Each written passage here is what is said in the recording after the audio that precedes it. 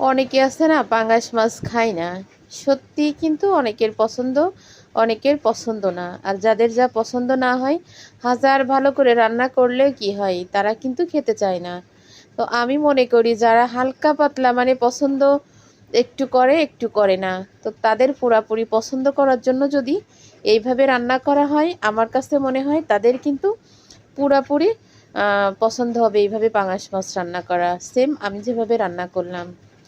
তো এইভাবে পাঙাশ মাছ রান্না করে খেয়ে দেখবেন, আপনি গরু গোশ রান্না খাচ্ছেন না পাঙাশ মাছ ভুনা খাচ্ছেন, এটা কিন্তু কোনোভাবেই আন্দাজ করতে পারবেন না। কারণ পাঙ্গাস মাছ ভুনা করার ভিতরে কিন্তু অনেক রকমের অনেক কিছু দেয়ার আছে। শুধু মানে পেঁয়াজ রসুন মরিচ দিয়ে ভুনা করলেই কিন্তু ভালো লাগে না। তা আমি এইখানে পেঁয়াজ রসুন আদা জিরা সব কিছু সুন্দর মতো দিয়ে একটু চড়া ঝাল দিছি, দিয়ে কিন্তু ব্লিন্ডার করে নিচ্ছি।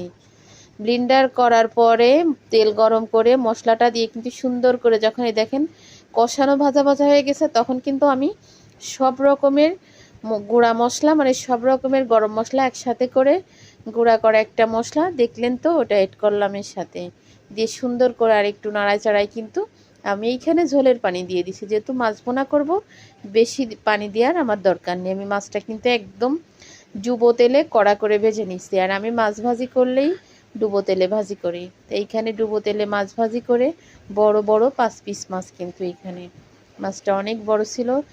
যখন মানে মাছটা ভেঙে খাইছি, প্রতিটা মাছের আশে আশে মানে মশলা ঢুকে গেছে, তেল ঢুকে গেছে এমন করে, মানে আমি খাচ্ছিলাম আর ওই যে ভিডিও দেখায় না অনেক অনেক মানে ভোজন রসিক যারা মাছ ভেঙে ভেঙে ভিডিও দেখায়, তো আমার কাছে মনে হচ্ছিল যে ওই টাইমে যদি আমিও ভিডিও করতাম হয়তো অনেক সুন্দর ভিডিও হতো।